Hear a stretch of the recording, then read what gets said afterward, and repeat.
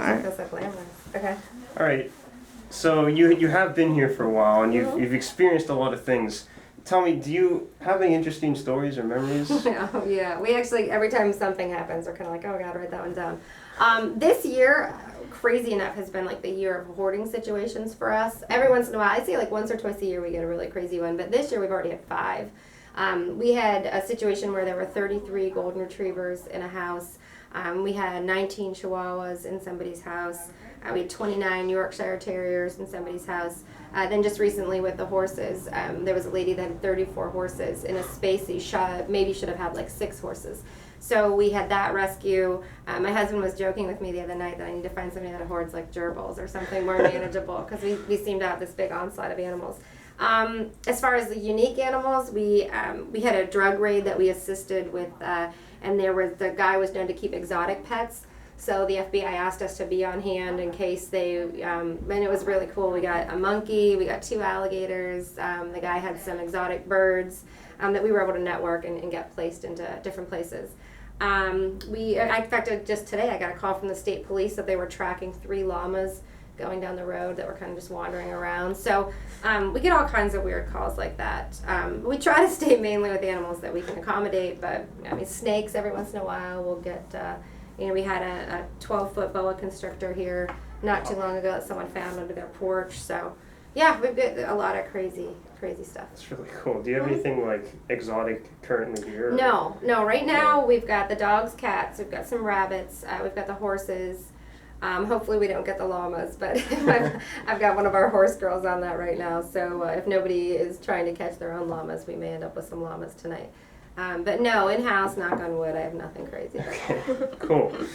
So I think the last question, how successful do you think the Anna Shelter has been? You know what, this is the hardest business to equate any kind of success to. I have other businesses that I run that are for-profit, that are what I do to make my living. I'm really blessed in the sense that I make a good living, my husband makes a good living, that this is something, as a passion, I've been able to do without charging the shelter. So that in and of itself, if you go to directors across the country, they're making 6 figures to run animal shelters. And thankfully, that's something I don't need to take from the shelter. So as far as that goes, I consider that a success for the shelter, but probably the craziest thing is this business makes no sense. I think it still needs to be run as a business, because there are employees that need paid, there are bills that need to be paid.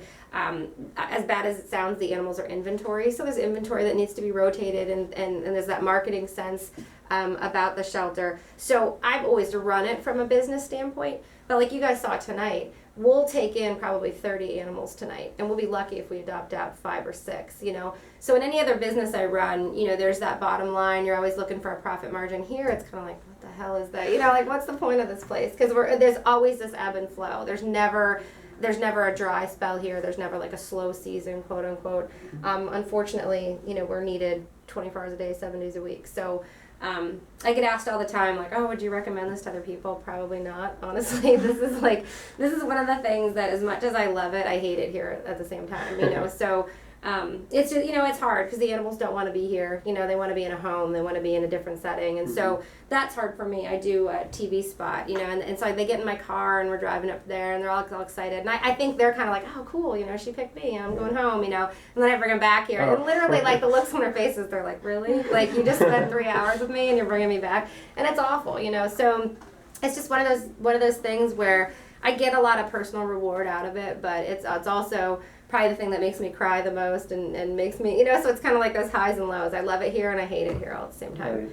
Right. But I think the fact that we've been here 10 years, the state actually uses us as a model for new animal shelters opening up with the way we run things and stuff. So that's always made me really proud. This isn't the Taj Mahal. You guys have looked around. It's not a $1 million building by any stretch of the imagination. But, all the volunteers and the staff, they love this place. They have so much heart that I think we make up for, what we're lacking in aesthetics, because the animals are loved and I've said since the get-go, if I'll spend the money if it helps the animals. If it helps the people, not doing it. We had, perfect example, we had a nasty, muddy parking lot. When I got this building, it was just a mud pit parking lot. And when it would rain, people would come in with their boots on and just be covered in mud. And some people would kind of like, oh, it'd be nice if you fix the parking lot or get a load of gravel. But, at the time, a load of gravel was like $600. I'm like, I can't afford that. I'm not doing it.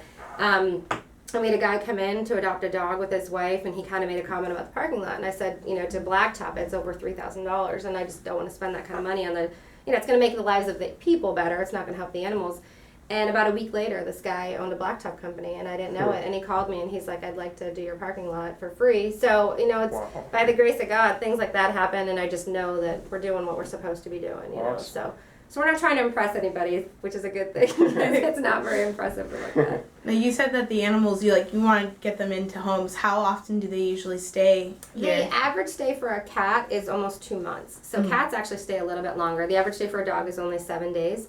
So dog turnaround is a lot faster. And I think, too, it's that whole statistics, if any of you take that class, we have way more cats than we do dogs. So the whole supply and demand thing, there's a ton of cats to pick from and not as many dogs. So that's going to get thing. We don't have a space or a time limit here. If you guys walk through, you see some kennels have 3 dogs in them.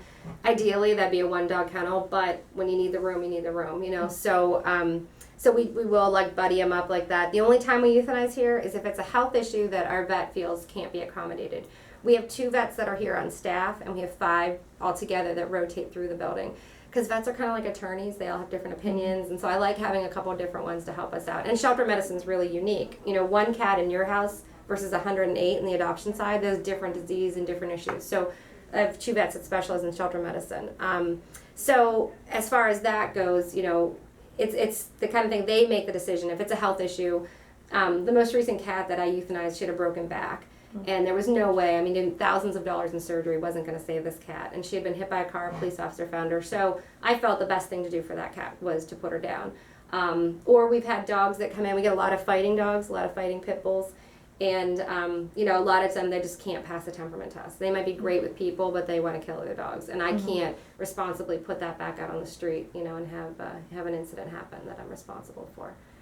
But, so Right. I can take you guys on a kind of vaccines tour too if you want. Sweet, to check that'd be it out. awesome. Yeah. So